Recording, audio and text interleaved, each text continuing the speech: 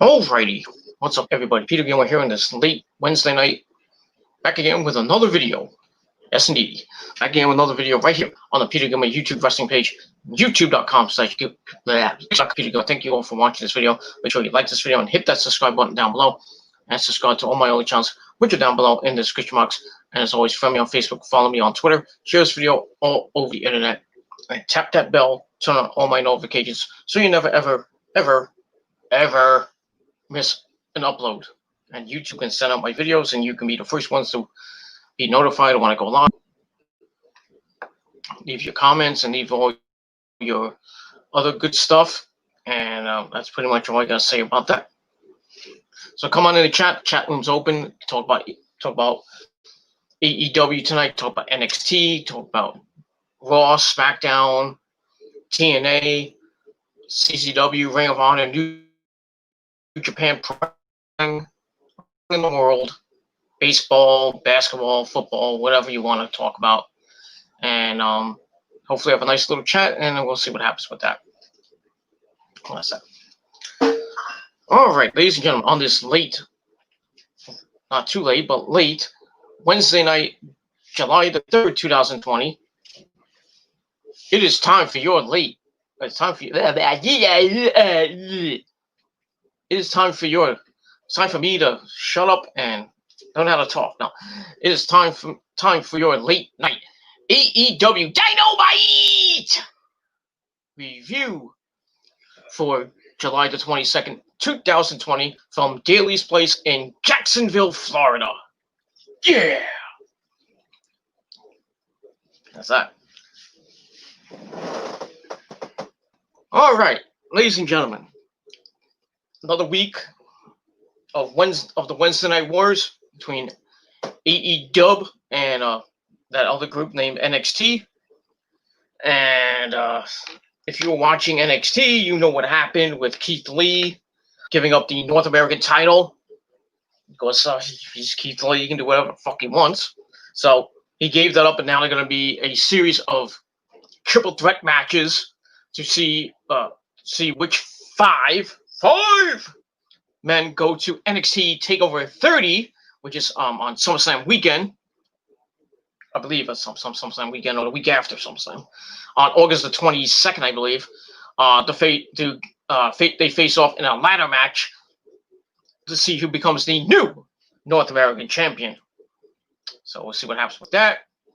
We already have one person in, but I'll talk about that tomorrow on my NXT review. Let's talk about AEW, the promotion that matters here in the world.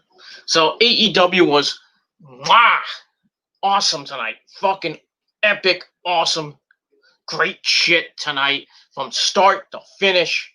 Loved it. Probably the best episode of Dynamite since the first episode way back in October of 2019. This was great. Great action, great matches. There was a little bit of a lull during the women's match, but still, most of the matches, the main event was good with the Inner Circle and Jurassic Express, and a return. Somebody we haven't seen in a while.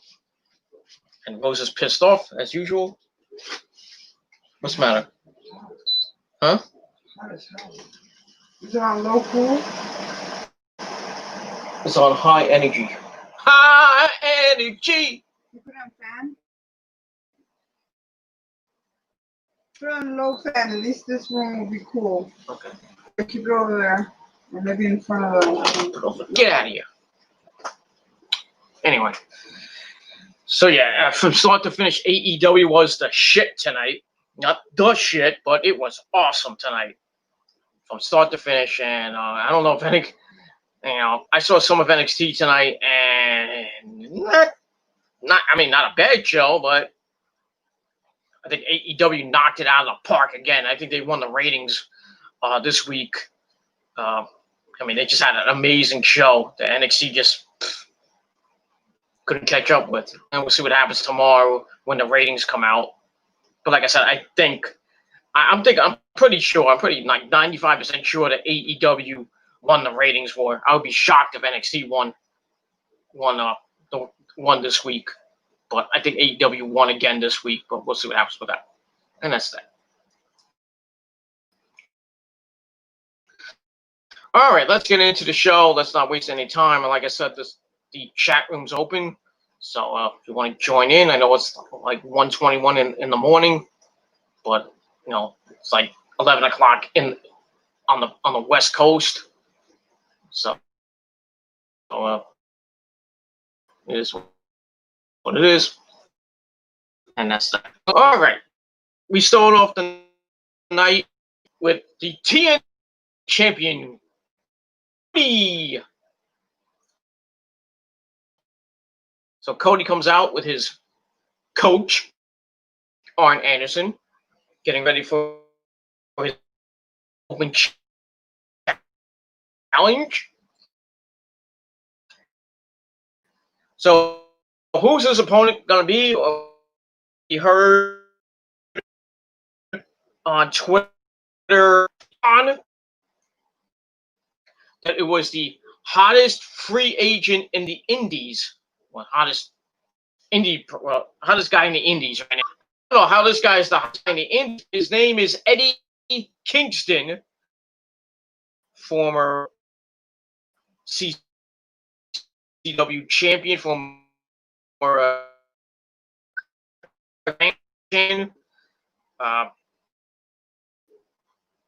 was the A for a little bit, teaming up with Homicide.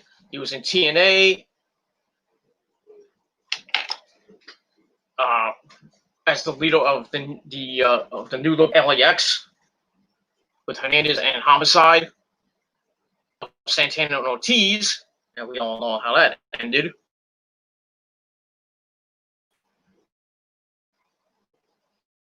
So, and Eddie Kingston has been in Ring of Honor, I believe, a former Ring of Honor champion. Don't go that far back with Eddie Kingston, but it is what it is. He's been around the Indies here in the Northeast. He used to be going out with that lovely lady named Mia Yim, and how did that end there, Eddie? But it is what it is. And that's pretty much it. So Eddie Kingston comes out to answer the open challenge. He calls Arn Anderson used to be legend, and that he grew up around alcoholics and junkies. He had to survive and grind, and Cody couldn't last a day in his shoes. So don't tell him anything about grinding. Okay. He says the sport of professional wrestling is a joke. Well, right now it is. Thanks, WWE. But I'm glad he said he used the term sport, not sports entertainment, sport of wrestling, because it is a sport. He says everyone that he has a child, he's a grown-ass man, and he will put in the ground and smile.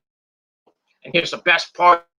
Tony Khan paid Eddie to show up, and now he's going to pay him to kick Cody's ass. Then he tells Arn that if he doesn't shut up, he's going to gouge his eye out. What's the people gouging people's eyes out? They're watching Seth Rollins and the horror show that was at the horror show. No one wants to see that. This is his time out, and Tony said to him, if he wants a no disqualification match, that's fine, but Cody takes the bait.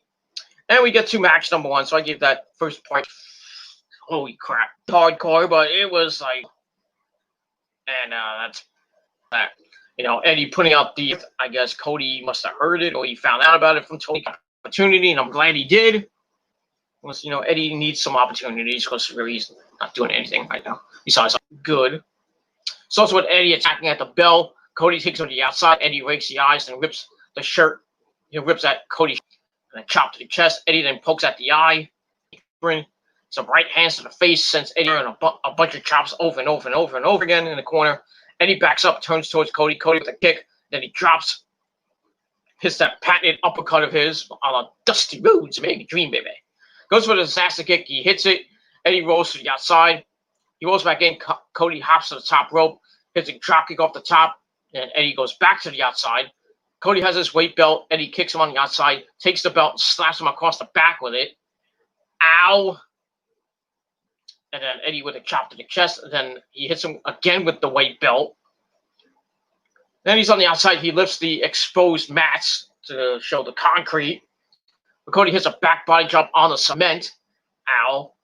And we see Cody having some problems with his back. He's welting up. You can see the welts on his back just look fucking hideous.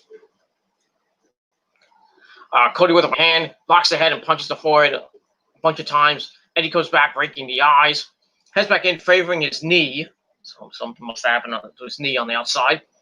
Eddie with a clothesline. Then he hits a Saito suplex. And then some rights and lefts. And then a hard slap to Cody, which Cody got pissed off at. And he woke up and he retaliated. And Eddie comes back with a kick. And then another one to the head. Then to the face again. Then he hits a cravat from behind. Cody turns into it, so Eddie attacks the back with some hard shots. Cody hits the ropes. Eddie with a huge clothesline, turning him inside out. And then Eddie works from behind, so Cody pokes the eye from behind, then hits a right hand. Eddie comes back with a chop. Cody fires back. And then Eddie with a snapmare kick to the back. Eddie locks the head. Cody slips out, turns, and attacks the kidneys. Eddie then pokes the eye again. Cody then clips the knee, and he sends Eddie into the corner head first. And whip to the middle, and Eddie just his knees buckle, lands on his knee, and Cody goes up to him, and Eddie hits a low blow right into Cody's nutsack. So no little children for Cody Rhodes. Sorry, Brandy. Call me. So he hits the low blow. Then he hits a DDT. And then after that, I thought he was going to pin him right there, or at least finish him off. But Eddie rolls out of the ring, grabs a bag, and I wonder what's in the bag. As you know, if you've seen people come out with a bag, it's usually thumbtacks, or in a business case, glass. But he takes the bag out, pours it in the ring, and it's thumbtacks and thousands of thumbtacks. So Eddie grabs Cody, tells him, fight me, Cody! Starts chopping him in the corner, lifts Cody, looks to send him into the tacks. Cody hits a drop kick to the knee. Cody locks the arms. Looks like he was going for the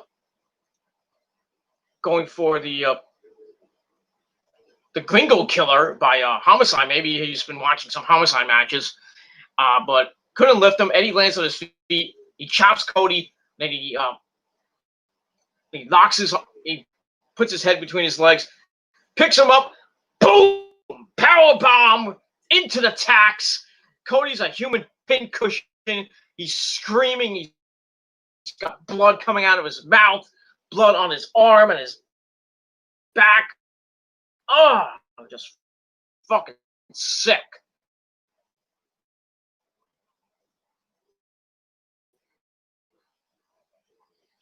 And then Eddie and Cody's still writhing in pain. Leg lock.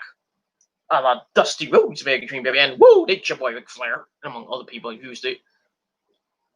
Eddie tries to fight out of it, but Cody kept the pressure on. And Eddie had no other choice but to tap out. So Cody retains the title in a pretty hard-fought match. Another hard-fought match by Cody. He's been doing that the last month or so, like beating lots of guys like Ricky Starks, like Sonny Kiss, like Lance Archer. He had a hard-fought match with him.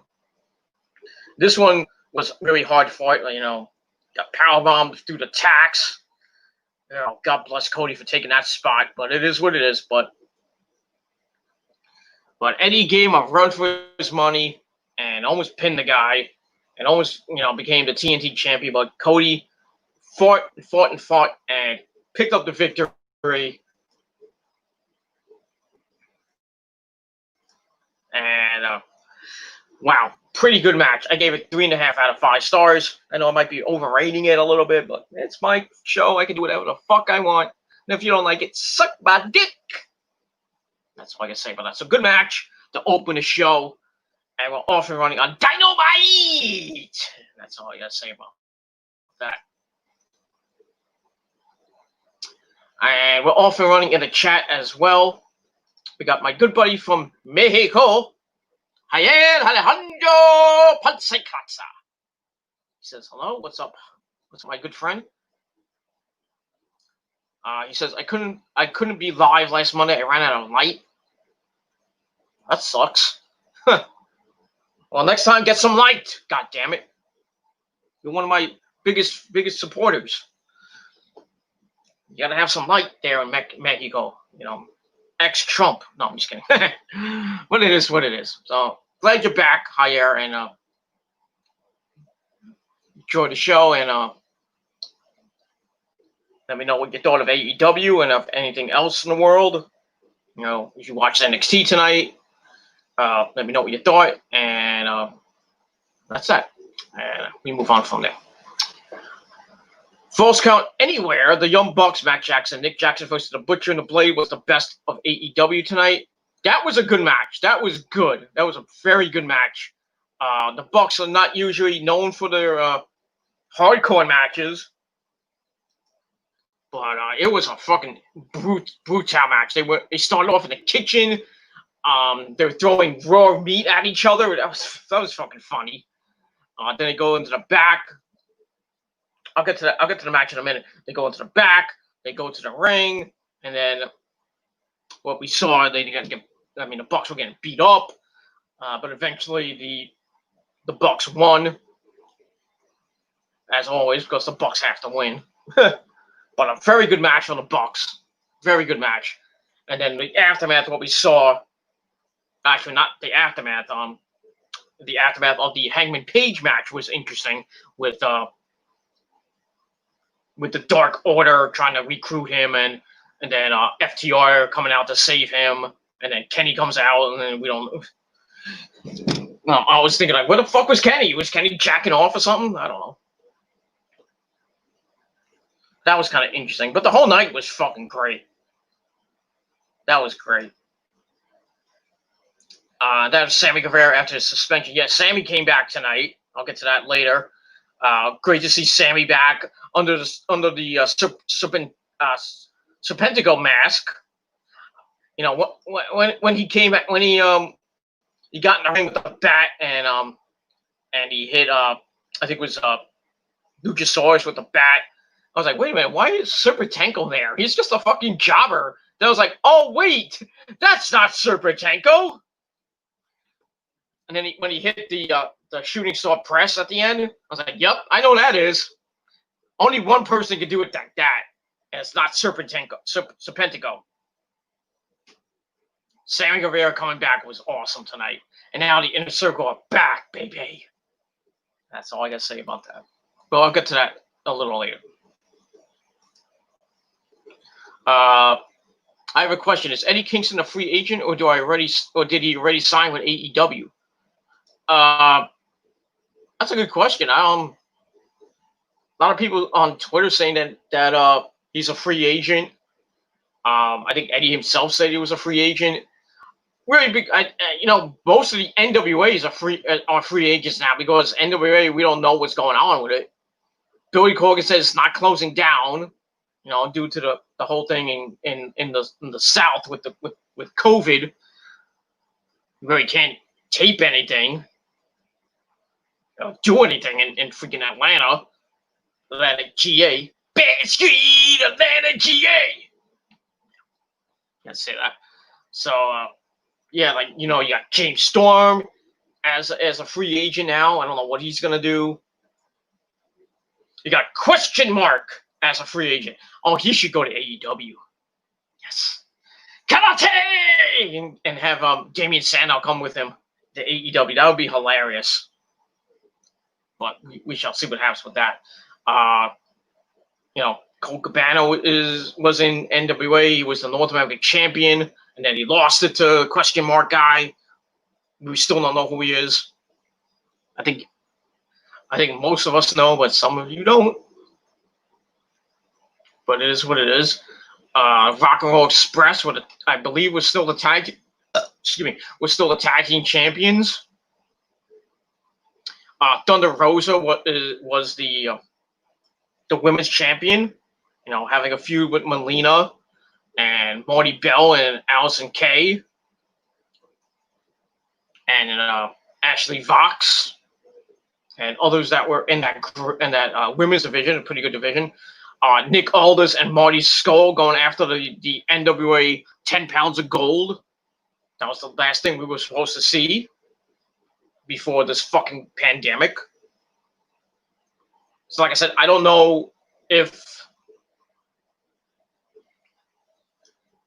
the NWA is going to come back. I don't think anything's going to come back right now. CCW, I don't know what's going on with CCW. I don't know if they're still doing their dojo shows. I don't think they are because I haven't heard anything from CCW, especially on their website or on their YouTube page. New Japan still going strong. They had, I believe, they had Sengoku Lord. I think it was tonight or last night or going into tonight. I don't know the results. I'll check them out. I think it's this. I think it's this week.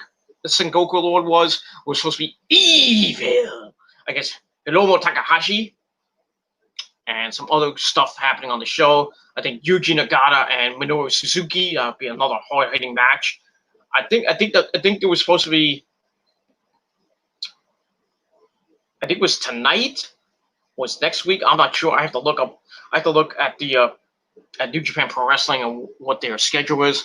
So I think they're gonna have a show in August because they're gonna get back on schedule. Because they already had Dominion, so you're gonna start leading into destruction in Hiroshima, destruction in Nagoya, and then destruction in Hiroshima and another destruction show. I believe that's gonna be in either September or October. Then you got the tag league. The New Japan Tag League, the Super Tag League, or Heavyweight Tag League coming up, I think in November. They might have Power Struggle coming up. I really don't know the rest of the schedule for this year for New Japan, but they're back up and running, thankfully. That's great. And they have some fans, which is awesome. Only at about a 25 to 33% capacity, they had at the Kurgan Hall. And I believe they're going to have fans at Nagoya.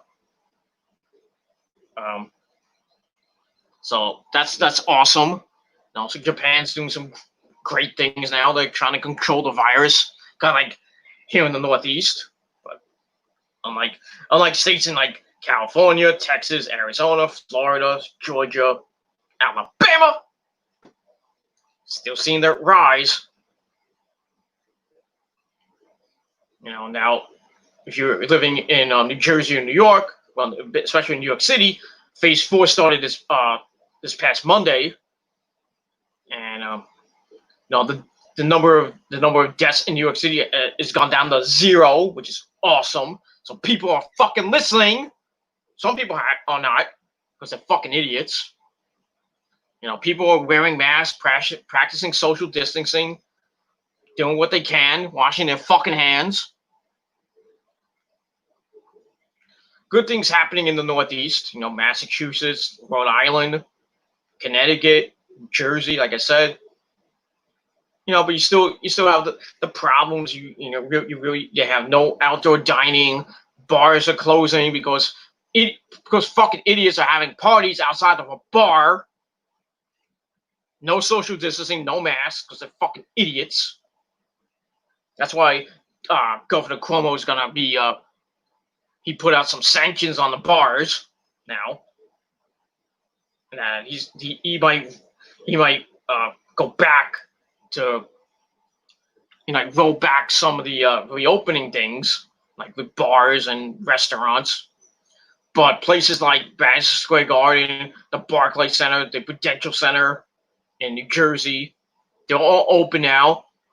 MetLife Stadium is open, but no fans for the Giants and Jets, which fucking sucks. I don't know about I would assume in Santa Clara, California with the 49ers. There's not gonna be fans because California's just getting destroyed right now. Actually, California's starting to become the new epicenter because they're getting just bombarded with cases. Florida's starting to cool down a little bit, which is good for Florida. Because, they were the epicenter at one time, and now, they still have a lot of cases down there in Florida, but, California's just getting destroyed right now. And Texas and Arizona, and among other places right now. And really, if you go to, like, California, or you go to Arizona, you go to Florida, you're coming from, like, New York, you got to come back and quarantine for 14 days, like I have to. But I got good news today. Oh, yes, I did got good news today. Ladies and gentlemen, I went to get, before I went on vacation to Florida, me and the missus went to get tested for this fucking virus. And I got the thing up the nose. It wasn't pleasant. And we were waiting for the test. And then we went on vacation down to Florida. Came back last Thursday. And then we took a day of rest on the 17th. And then on the 18th, we went to get retested. Make sure we don't have it. We didn't have it the first time. We don't have it the second time. So we're waiting. And this morning, my beautiful girlfriend got a text message, and we found out that our results came in for the first test. And ladies and gentlemen, I am proud to announce, I hope you're all listening right now. I hope you're all happy. Sit down. Ladies and gentlemen, my first test results have come in, and they are negative. So I do not have COVID. I have nothing. I didn't get the antibody test. Rosa got that. So me and Rosa are negative, which is awesome. So coronavirus can suck my fucking dick. So now we're waiting on the second results, which should come by the end of this month. And I'm going back to work next weekend. So I get my money, I got my check already. I got my vacation paid check by the end of next weekend. By the time I go back to work, I should have my vacation paid check. So next weekend I go back to work for a couple hours, and then I get back to my normal schedule on August the 3rd. So I'm back to work. I love it. Get some money in. The stimulus check is gonna be coming in soon, so I'm getting a lot of money. Lots of money that you wish you fucking had coming in the next month or so. Because I think the stimulus check is going to come sometime in August. I don't know how much we're going to get. Hopefully a lot. Not like $1,200, but I'm hoping like we get like $2,000, $2,400, maybe even $5,000. No, I'm not going to get that. But I would love to get $5,000 right now. You know what I would do with that? I put some away, give half to my mom for her, give her $2,500, keep $2,500 for me and Rosa, go on a nice trip, save some for a trip, save the rest for bills and food and all that other good stuff, and then continue to work because I got to pay off a lot of debt, so most of the debt will start coming down. Most of my bills will be going away. That'll be it. But we'll see what happens with the next stimulus check, how much we're going to get. Because they're saying there's going to be a payroll cut. There's a payroll limit. Like if you make like $30,000 a year, you're fucked. Because you don't get it. Fortunately for me, it doesn't bother me. It is what it is. And enough about that. Enough about that bullshit. That's that. All right, so thank you, Javier, for your questions. I hope you're still watching and still listening. Yeah, but Eddie Kingston, I believe, is still a free agent. I would not be surprised if Tony Khan and Cody sign him. I don't know what they're gonna do with him. They'll probably just put him on dark. Probably to fight some jabronis. Maybe put him in a feud with Lance Archer, or I don't know. Just feed him to Lance Archer. I really don't think Eddie Kingston fits in AEW. So I really don't think I really don't think he's gonna go anywhere with AEW. But at least he'll get his he got his opportunity for the TNT title. You know, that's all I gotta say about that. So going back to the match, going back to AEW Dynamite. With the first match, Cody picks up the victory in a hard-fought match with Eddie Kingston. We saw thumbtacks, a little bit of blood, motherfuckers. That was good. And it was a pretty hard-fought match. I give it 3.5 out of 5 stars. And that's pretty much all I got to say about that. All right, after that, we go backstage with the AEW Heavyweight Champion, Jon Moxley. He says he puts up on keeping it real. When he tells us he's gonna do something, he does it, and he will do it. Like when he told Taz, he was gonna rip Brian Cage's arm completely off the bone. He did. He gives Taz Manager of the Year.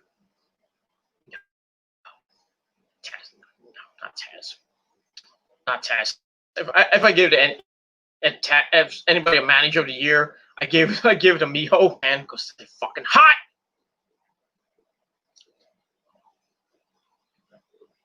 They are well, they are fucking hot, ladies and gentlemen. If you never saw pictures of them, oh boy, especially Peter's ass. Holy crap! That's all I gotta say about that. Anyway, so it gives Taz Manager of the Year because Brian Cage was this close, 6 to 6 months off again to another bicep tear. He says Taz has made the right call, and he tells Brian Cage that next time he won't let go. So they might revisit. They might have a rematch, maybe an All Out for the AEW World Title. We'll see what happens with that.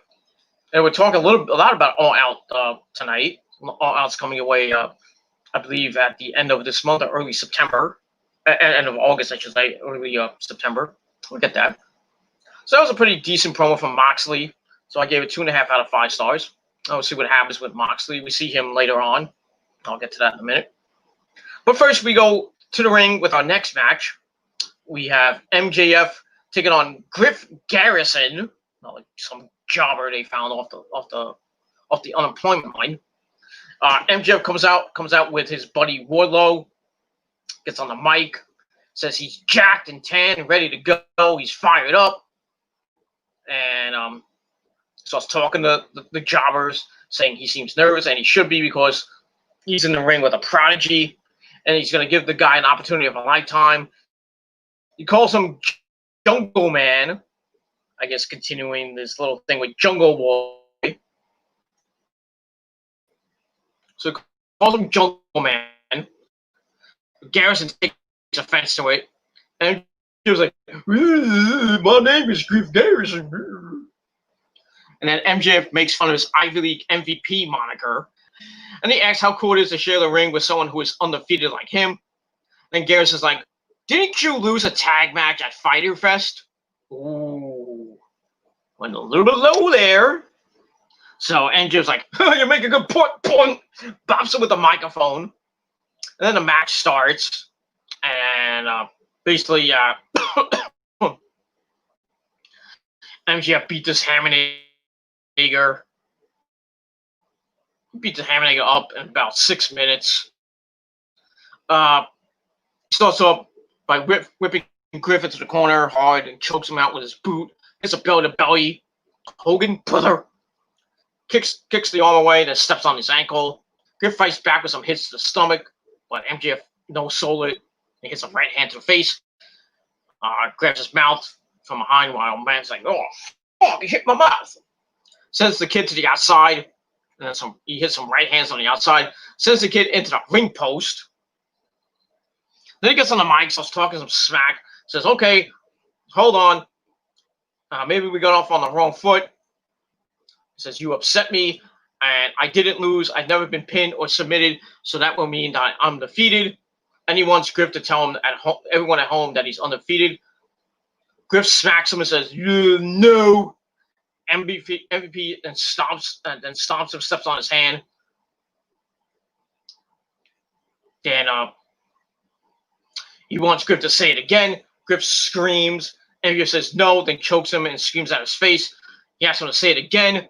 And Griff's like, you're undefeated. And MJ's like, well, that wasn't so hard, was it? And then he pokes him in the eye, rolls him up for a near fall. Then he has a clothesline, and some right hands over and over and over again. Sends Griff to the apron. Then he hits the Heat Seeker, that creeping power driver. 1, 2, 3. MJF stays undefeated by beating this Hammernager jobber named Griff Garrison, Mr. Garrison. If you're a South Park fan, it is what it is. So he beat this jobber in about 6 minutes. I thought it was going to go a little bit shorter, but it is what it is. Match I gave 2.25 out of 5 stars, and that's that. So MJF remains undefeated, and that's all I got to say about that. Whoop-de-damn, frickin' you. Messed up. All right, then we go backstage with our favorite role model, not Bailey. Don't give me a hug. It's our role model, Britt Baker, DMD, baby. And she wants to talk about her surgery and being a role model. She says she's the face of the division. We see pictures of her nose, her nasal surgery that she got. I think it will call it a septectomy or something. I forgot what they call it. They showed her getting operated on and all that stuff.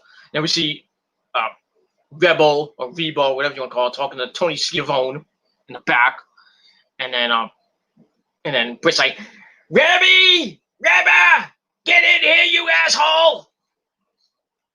So she comes in, she's like, you're supposed to be here, and then calls Tony Schiavone an asshole. That was funny. And so she says she's the face of the division. She talks about her fragile fractured Kurishita. So we see the easel or whatever they call it.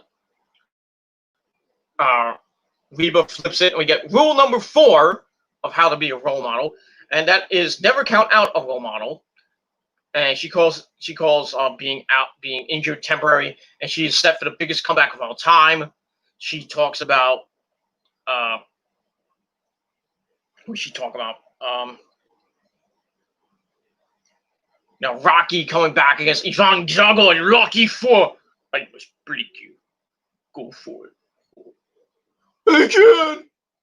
See that, and we saw some other comebacks. Actually, mentions Michael Jordan coming back, doing his second retirement when he came back to play for the Wizards, and then Tony Schiavone's like, but Michael Jordan didn't win the championship, but it's like, shut up, Tony, you asshole!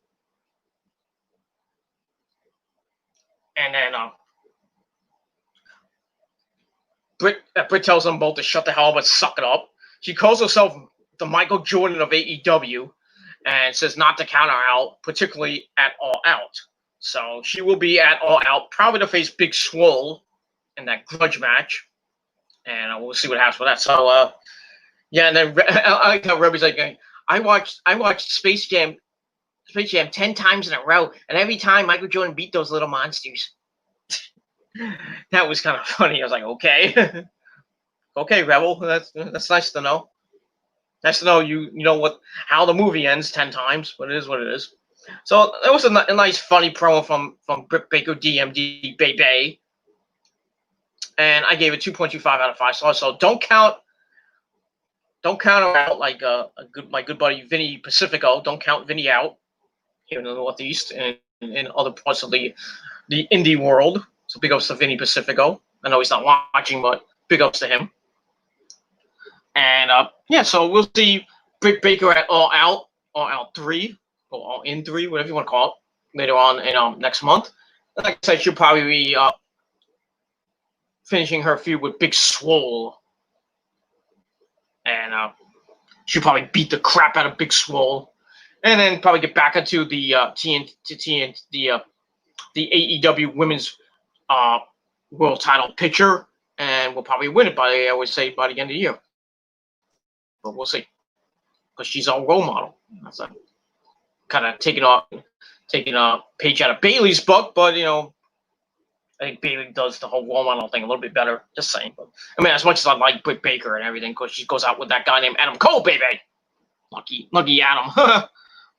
But it is what it is. That's all I got to say about that. All right, after that, we get the music of Brian Cage. Who can stop the path of Cage? So he comes out with Taz wearing the FTW title. So they get in the ring. Taz says, shut the music. Well, no, you should have said like Shane Douglas, cut the fucking music. When Shane Douglas says to cut the fucking music, you cut the fucking music. That's all I got to say for that, because Shane Douglas is the man. Well, was the man back in EC Dub. Just saying. So they cut the music. Taz says him and Cage had a lot of heated discussions over the past week. It's been a really bad week for them. Cage was pretty close to firing him. He should have. But cooler heads prevailed. And he he explained why he tossed the towel in at Fight for the Fallen, costing him the title.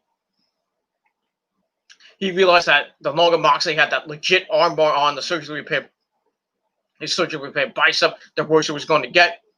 And Taz says he'd be damned if it was going to be torn a second time. Taz mentions his bicep being torn. I think that was back in ECW times. I don't remember, but it is what it is. He says he stands behind what he did as a business decision, because he can assure any other wrestler in this world that Cage will never be in that position again.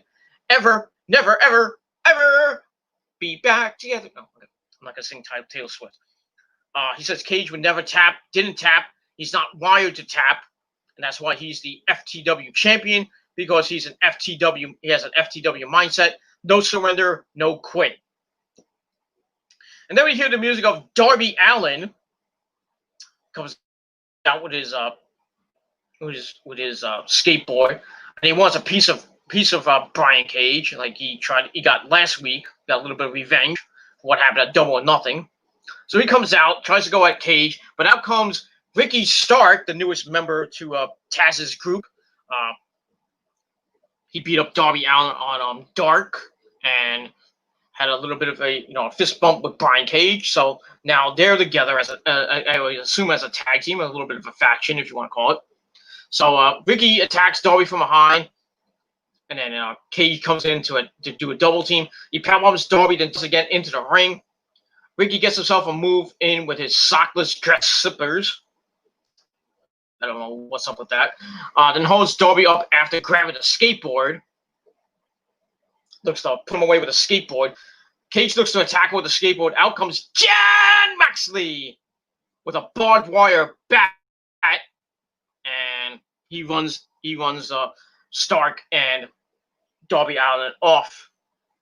Not Darby Allin. It's going to be Cage and Ricky Stark and Taz off. Then we find out later that next week on the show, we got a tornado tag team match with Moxley and Darby Allin going up against Brian Cage and Ricky Stark. That should be pretty intense, and we'll see what happens with that. But this was a pretty intense promo. I gave it 2.5 out of 5 stars, and like I said, we'll see what happens in that tornado tag team match next week on the program. And that's all I got to say about that. And we will move on from there. All right, then we find out that we're going to have a women's tag team tournament, or as they're calling it, the Women's Tag Team Cup this summer. 16 women, 8 teams going after, I guess, the cup. I guess they're gonna get like a trophy. You're not gonna.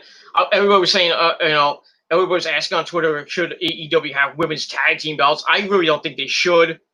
But you're taking a page out of WWE's book. But you're gonna do it, at least have the belts defended every week. Don't have one team hold it for 5 months and not hold it. The Iconics,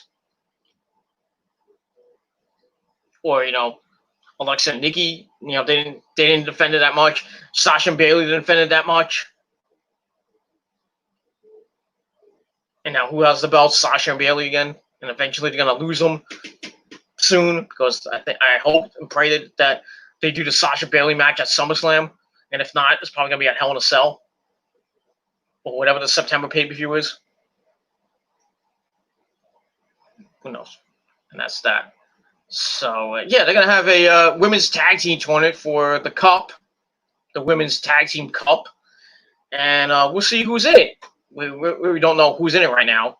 No, but they showed like pictures of Nyla, Hikaru Shida, Britt Baker. They showed the Nightmare Sisters, Allie and Brandy Rhodes. They showed Penelope Ford, and some other. I would assume some other women are going to be there. Some lesser known talents are going to be in there. Mostly like the jobbers. I wouldn't be surprised if we see somebody like Eva Lees or Diamante in there as a tag team. I would assume Nyla Rose is going to be in it, because I wonder who her partner is going to be. That would be interesting. I would put them as the favorite to win, but we'll see what happens with that. So that's coming probably in August. I think the finals will probably be at All Out. Not that I care, but it is what it is. So we get that, and we will move on from there, and that's it. All right. After that, we get Alex Marvez talking with the Inner Circle. We have Jake Hager, we have Santana Ortiz, and Le Champion, Chris Jericho, in his white suit that got drenched in orange juice last week, thanks to Orange Cassidy. So Jericho is with his peeps. He asks what color his jacket is. It's orange, but it's supposed to be white, and it cost him $7,000, and now it's ruined because of Orange Cassidy. So now he's going to ruin his career. He's going to embarrass him. And he says tonight the Inner Circle will embarrass the Jurassic Express. He mentions Marco Stunt calling him an idiot. Oh, he's an idiot. Calling him an idiot. And he says that what makes him laugh is Stunt's bulbous head and the fact that Luchasaurus isn't really a dinosaur. Sorry, kids. He says tonight they will make Luchasaurus extinct. So we'll get that. Then he smells his jacket and he asks, "Does my jacket still smell like orange juice?" And then I think it was Santana was like, "Yeah," and he's like, "Damn it!" And then he leaves. And then I think it was Ortiz was like, "Why'd you do that for?" And Santana's like, "You want me to lie to him?" That was kind of funny. So we got that. So we're gonna see what happens in the main event with the Jurassic Express of Luchasaurus and Jungle Boy Jack taking on Jake Hager and Chris Jericho in the main event, and we'll see what happens with that. But pretty funny promo. I gave it 2.25 out of 5 stars, and that's it for that. And we will move on from there.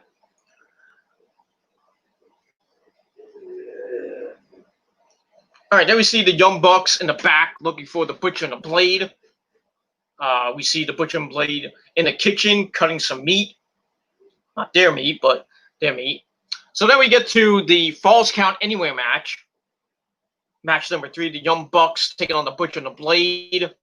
This was good, very hard-hitting match. Went all over the place. Starts over the Butcher and Blade, making sure they practice safety, washing their hands before the bell rang. That was kind of funny. Wearing the mask and everything, so they have to wash their hands, because you have to do that before you get in the ring. So they start the match. Nick flies over the table with some into the Blade, but the Butcher is there to catch him. Tosses Nick onto the Blade's knee. Then hit a powerbomb on top of the metal table. Cover the fall. Matt then attacks, throws some expensive meat at the guys, looking like look like some porterhouse steaks. I don't know what. Maybe some ground beef. I don't know. That meat, like they start punching him, throwing him into the wall, beating down Matt.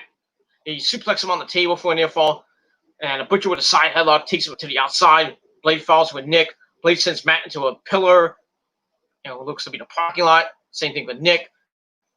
We'll grab a dolly. Blade sends him into the tries to Butcher tries to send Blade and the dolly into the Bucks, but they move. Then the Bucks double team Butcher on the table and grab a cookie sheet. Nick drives a knee into the cookie, and we got a double team for the Butcher and Blade, tossing Matt into a nearby truck that has his name on it. Then they grab Nick and send him into the door of the semi. Matt flies onto the Butcher and the Blade, but he's favoring those injured ribs that he's been having for like at least the past month or so. Ugh. I think he should take some time off, but that's just me. The Bucks then grab the Blade, send him into an empty bar area's plexiglass barrier. And sadly, Hangman Page was not at the bar. They turn to Blade, stomp away at him, and bring him towards the same bar area. Butcher fights back, so Nick grabs a sheet and slaps Blade. Then the table's nearby, they lay him down on it. Matt on top of the bar, puts the sheet under his ass, flies off the bar with a senton.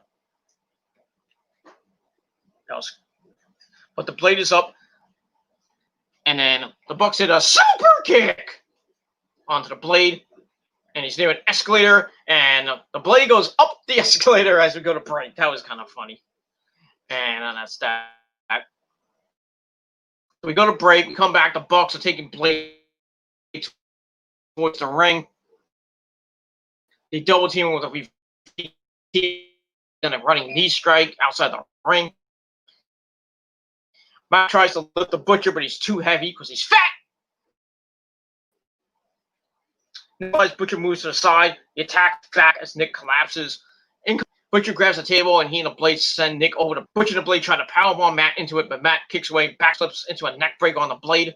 Nick flies from out of the audience onto the Butcher, and then he grabs the table from under the ring, puts it near the barricade. Matt's there to help. They take the table over to the barricade, set it up at an angle.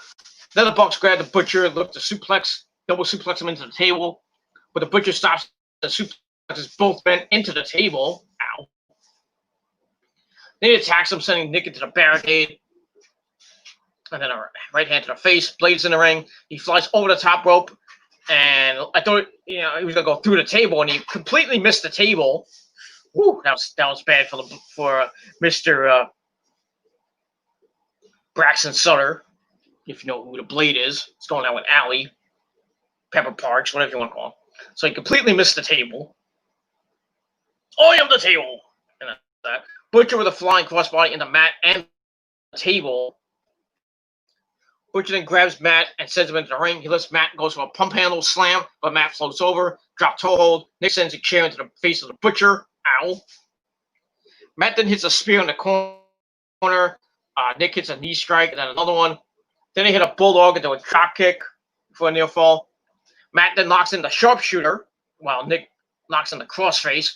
In comes Blade with a kick to the face. He smacks Matt and sends Nick into the corner. He suplexes Nick onto the top rope, then clotheslines Matt to the outside.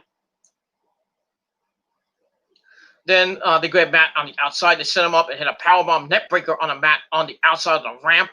Ow. They take the steps up towards the entrance circle, and they each grab a table.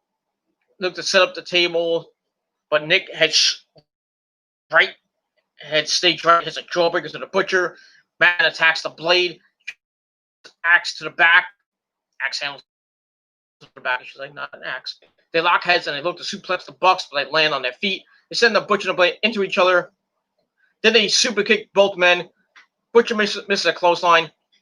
And then they hit a double super kick to the Butcher. Blade is up and he goes right back down after a double team move. They set Blade up on the table. Butcher is slow to stand. They hit a double super kick to the Butcher. He's on the table. So both men are on the table. Then both members of the Bucks go up the side of the entrance ramp on the truss or whatever you want to call it. On top of the entrance way. Nick gets the victory 1-2-3 over the Blade. So the Bucks pick up the victory in a hard-hitting match. That was I fed him. Try the ham. The ham. Try. I don't want it. Try one. I don't want You ready? Whatever. I'll have it later. Ham. You're a ham. It is what it is. So the Bucks get the victory. And like I said, a hard-hitting match. I gave 3.5 out of 5 stars. Another great, epic Bucks match that they always put out. I'm not saying that because of a Young Bucks mark. And this was a hard-hitting match. Just a great match to on the show. And that's pretty much all I got to say about that. So we move on from there. Great match. Great match. All right, after that, we go to Alex Marvez. He's in, I guess, Sammy's place. And then we see Lance Archer and talk to you guys. So Archer grabs him and takes him to the locker room. Well, Archer beats the crap out of some jobbers. He takes one guy and just chokes him and goes, whoop! Puts his head through the ceiling. That was kind of awesome. As Jake was just cutting a live promo about Archer just being sick and tired, and that sooner or later somebody will step up, and they're tired of it. Archer comes up and basically says the same thing. He's like, I'm tired of being sick and tired. No, somebody's got to step up to me because everybody dies. And that's that. So we'll see who steps up to the big man, the Murder Hawk, Lance Archer, and we'll see what happens with that in the next week's show. So it was a pretty decent segment. I gave it 2.25 out of 5 stars. And that's pretty much all I got to say about that. And we're going to move on from there. And we move on. All right, then we get to match number 4, ladies action, or women's action, if you want to put it that way. We got 2 debuting stars. We got Diamante, used to be in LAX with Hernandez and with Santana Ortiz, and Hernandez and Homicide. She's taking on the debuting Ivelisse, the baddest bitch in wrestling. Last time we saw Ivelisse was in Lucha Underground, facing off against Sexy Star and being trios champions with Angelico and what is the other guy's name? Can't think of his name. I can't think of his name off the top of my head, but it will come to me later. But it is what it is. So that's the last time we saw Ivelisse in the ring. You know, she went after the world title at one point. But you know, that's the last time we saw anything of Lucha Underground. And Vampiro said they might come back with season 5, but I don't think it would be a complete reboot because everybody's in AEW and TNA, and everybody's in WWE, so it's gonna be pretty new, So I don't think anybody is gonna go back to Lucha Underground season 5. But I don't even think we're gonna see Lucha Underground ever again. But it is what it is. So we get to the match. Match wasn't anything right home. Kind of slow, and that's that. 2 women from Puerto Rico. Hey, so hot women from Puerto Rico. And like I said, the match was It's also an Ivelisse with a hard right. She attacks in the corner. She misses a right, gets one to the face. Diamante with a bunch of hits in the corner. Then an arm drag. Ivelisse comes back with a kick. And then an arm drag. Knock off from behind, but Ivelisse reverses and sends Diamante in the corner. And then we cut to Big Swole cutting a promo that wasn't really needed. She says that actions have consequences. And then they cut her off for some reason to get back to the match, which I thought was stupid. So that was kind of a letdown, from AEW. The only bad thing about the night, besides this match. But anyway, Ivelisse with some elbows to the face of Diamante in the corner. Diamante kicks Ivelisse out of the corner, then drop kicks away. Ivelisse backs up in the corner and rolls to the outside to avoid a rush kick. Diamante sees it. Ivelisse ducks down, stops the dog outside, and chops Diamante in her titties. Don't do that. Ivelisse then eats a chop for Diamante, and we go Cuba. Diamante's from Cuba. I thought she was from Puerto Rico. I missed them. I get the flags mixed up. It is what it is. So we get that. Diamante sends Ivelisse into the apron and chops her. Ivelisse gets one of her own, another to the chest. Diamante goes in and then out, and then attacks the back. Sends Ivelisse into the ring. Diamante gets on the apron. Ivelisse joins her. Ivelisse with a kick. And then a kick to the side of the head. Ivelisse enters the ring, covers for a near fall. Kick to the spine from Ivelisse, cravat, and some fun scraping. Ow. Diamante turns to it, goes for a snapmare. It looks like a cravat, but it is what it is. Pulls Ivelisse down as she reaches for a rope break. She punches over and over to the gut and chops Diamante away. Diamante comes back and chops her own after talking some smack. They go back and forth with chops until Ivelisse is as red as her outfit. She was looking really tan if you want to go for red as her hair, but it is what it is. They go for the face. Ivelisse kicks the side of the head. Diamante with a kick for her own. Then a clothesline. Then another one. Ivelisse misses one. Gets German suplex for a near fall. Then Diamante looked like a crossroads move. But Ivelisse with a power bomb for a near fall. Then Ivelisse hits the ropes. Diamante's right behind her. Then she hits a rolling inside cradle for the 1, 2, 3. So Diamante picks up the victory for her home country of Cuba. And that's pretty much it. Gets her first win in AEW. And that was all I got to say about it. So not a bad match. I gave it 2.25 out of 5 stars. Then we'll see what happens with Diamante and Ivelisse as they start their AEW careers. They should be in the running for the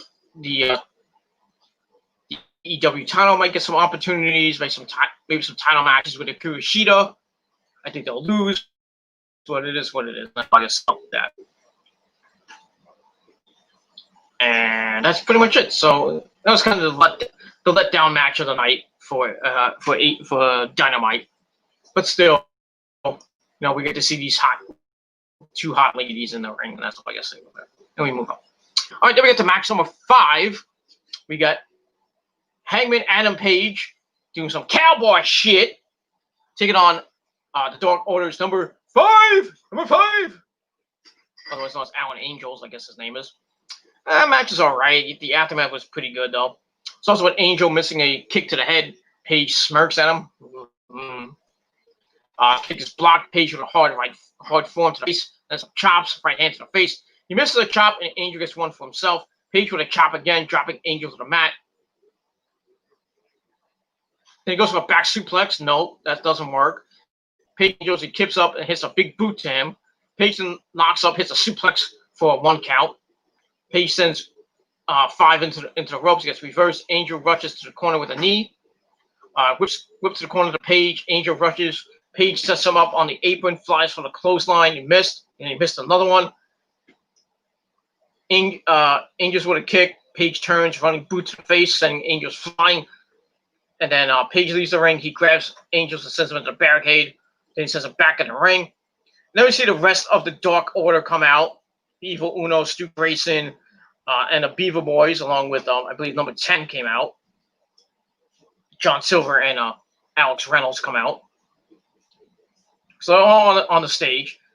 And Page is like, you want some? Come get some. So then we go picture in picture. We see Angels kick Page as he's entering the ring. Swings Page into a seated position and kicks him, leaving him hanging on the middle rope. Heads to the top rope, flies off with an elbow drop. Sends Page in the ring as he goes in. Page is up in the corner. Angels with some rights, beating him down and stomping away at him. Then he hits a swinging neckbreaker for a near fall. Works on the arm until the ref has to back him away. Page is up. He presses Angels up and then drops him on his belly and then he goes to the outside. Page comes back in, pump handles, and we get a fallaway slam into a pin for a near fall. Sends Angels to the apron, hits a shoulder to Page. Angel hits a shoulder to Page. Slides into the ring with a drop kick to the face. Then some right hands, mounting with some right hands. Beats down Page until Page sends him away. Angels runs, hops on the back, then hits a senton. Goes for a moonsault, but Page has the knees up. Angels bounces off the corner. Page hits missed the clothesline. Angels with a kick and then an insecurity. Hits the ropes. Clothesline from Page, knocking him inside out. Page rushes the corner, stops a boot, hits a hard clothesline, then drags Angel out of the corner, hits another fall slam. He kicks up, he waits, then hits a rolling elbow for a near fall. And Page is like, "Why? I can't believe you. I can't believe he kicked out." Then he stares down the Dark Order, grabs Angel by the face, sends him into the ropes. He stalls, hits a powerbomb. Then he stacks him up for the 1, 2, 3. So Hangman Adam Page gets the victory. A pretty decent match. I gave 3 out of 5. 3 out of 5 stars. It was all right. And that was that. So Page gets to win. Afterwards, Page asks the Dark Order to go ahead and come in the ring for some. And then Brody Lee, the Exalted One, and Colt Cabana, who sucks dick, comes out. Brody gets in the ring, says he's impressed by Page, but what he's not impressed by is his lack of friends and tag team partner, meaning Kenny Omega, when he's clearly in immediate danger. Lee says he's not out here to hit him or to hurt him, but he wants to offer him the Dark Order's protection. They would never once leave him alone, even at the bar. And then basically they're offering Page their services. So Page gets on the mic. He says he appreciates the compliments and all. To be honest, I'm not ready to join a cult right now.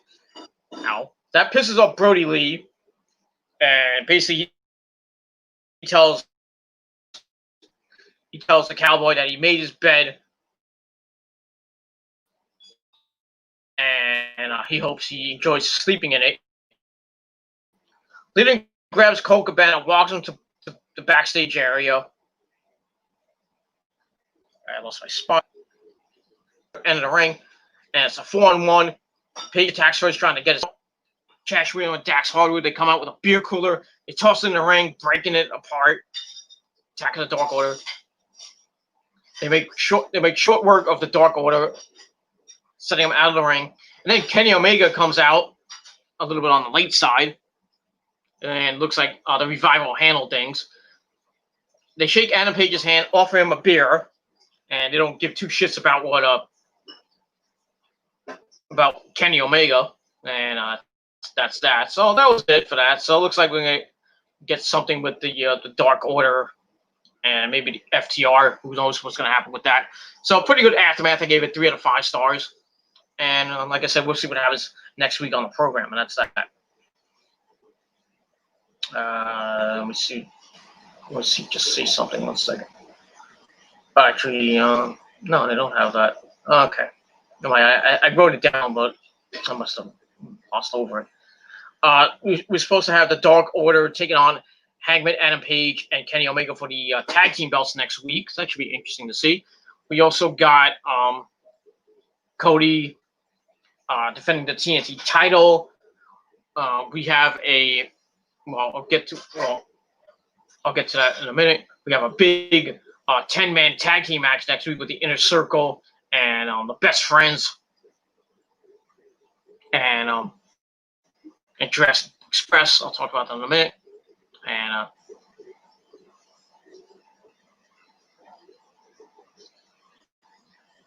that's all I can say about that.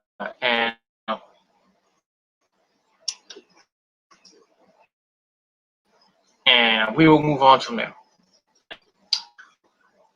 All right, then we get to the main event. Jurassic Express, Jungle Luchasaurus taking on Chris Jericho and Jake Hager of the Inner Circle.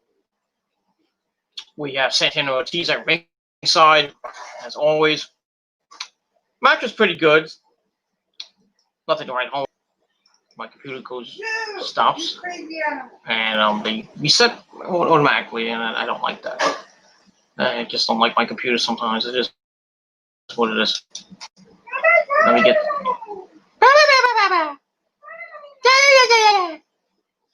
So it starts with Jungle Boy and Jericho. Jericho sends him in the corner, stomps away, then chops him, and then another chop. Whips him to the corner. Jungle Boy floats over, then hits an arm drag, and then another one. Hits Jericho with a drop kick. Jericho backs in the corner, tags in Jake Hager. Luchasaurus comes in, and the big men go at it, like big men do, with some right hands. Luchasaurus sends Hager to the corner. Hager punches out of the corner, misses a clothesline. Shoulder tackle to both men. Both men bounce off each other.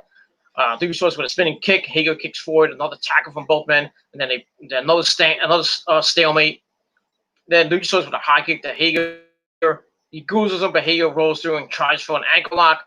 Luchasaurus kicks him off. He stands, goes to kick, but Hager grabs the ankle. He locks it up. Luchasaurus copes, and OBO's had to stop him. Jericho comes in. He stomps the ankle. He slaps Luchasaurus in the mouth. Luchasaurus hits one from below. Not that below, but it is what it is. Jericho drop kicks the leg, tags in Hager to go to work on Luchasaurus for a while.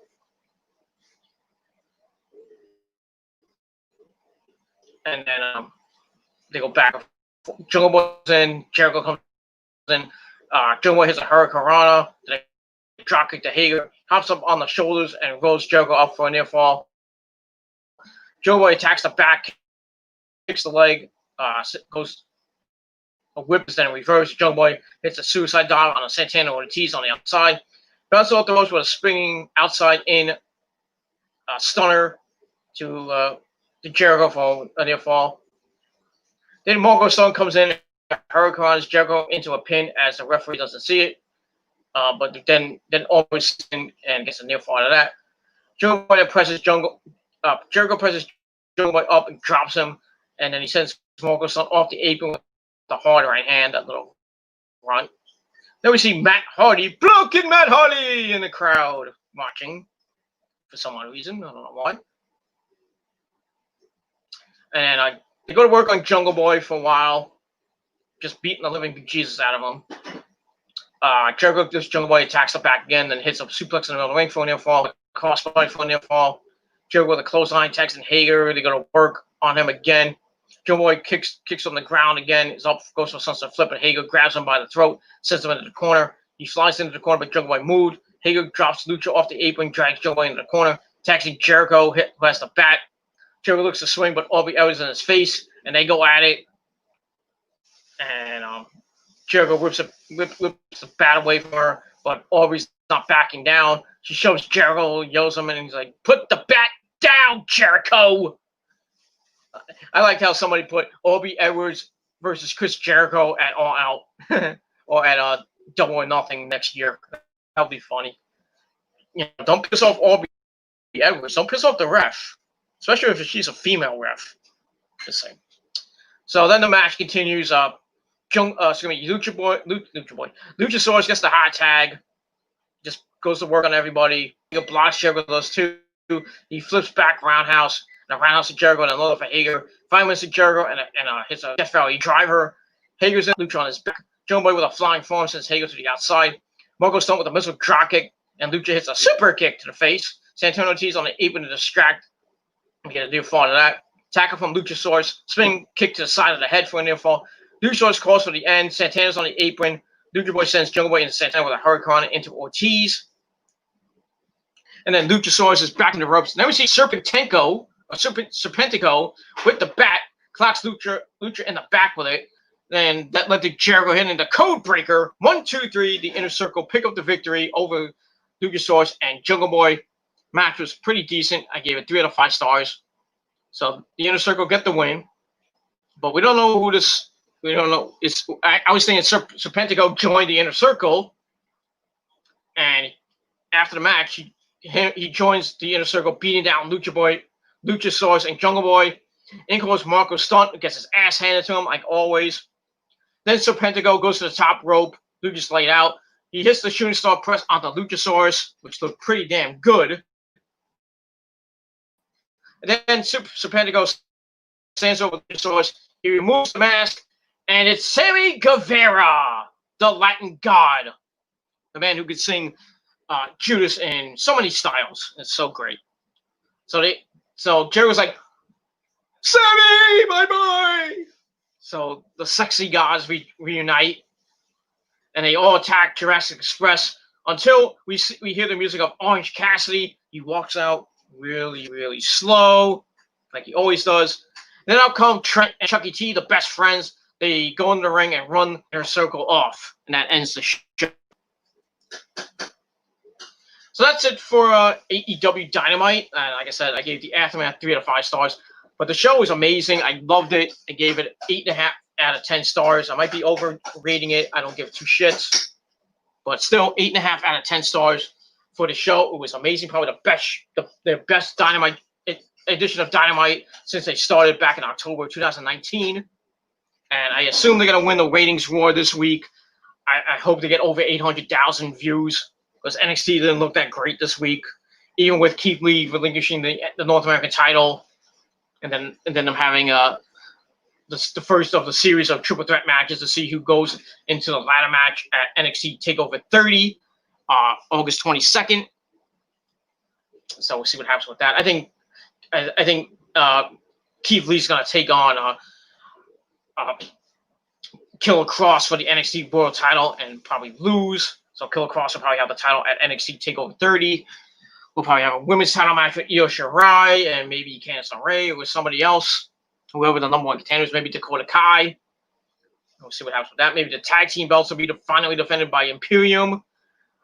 They might take on Fandango again. Who knows? Because Fandango is in action tonight. Fandango looked like the Mountie.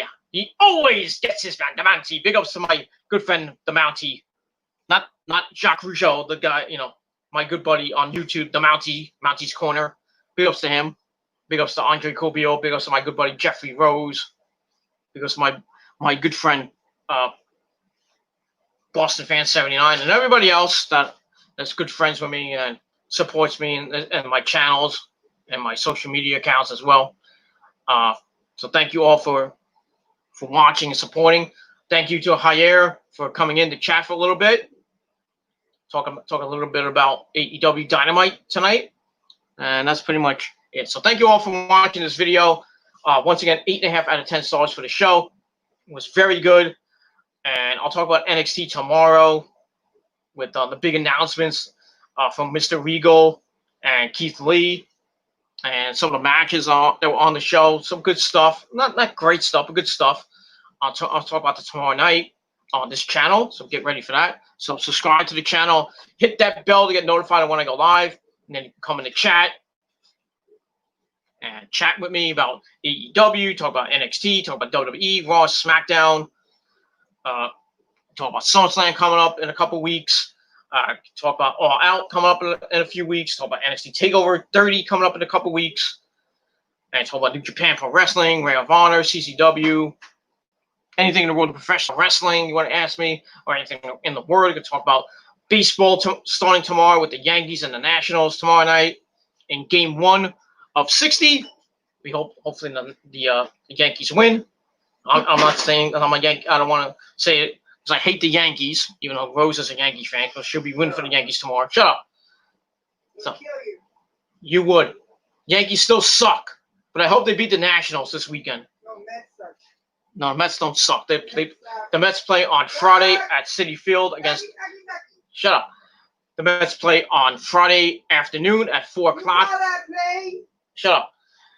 The Mets play at 4 o'clock at Citi Field against the Braves. Jacob deGrom is on the mound for the Mets. Let's hope they get a win. And that's all I got to say about that. Starting off the season right. And then we got 59 more games left after tomorrow and Friday. And we'll see how the rest of this shortened season goes. And then we got basketball coming up, starting, I believe, at the end of this month or early August. Hockey's coming back next weekend. I can't wait. August 1st, the Rangers and the Hurricanes, Game 1 of their 5-game series. That's going to be awesome. I'm going to be at work during that fucking game. But hopefully by that time I have my new phone so I can get the results of the Met game, get the results of the Ranger game.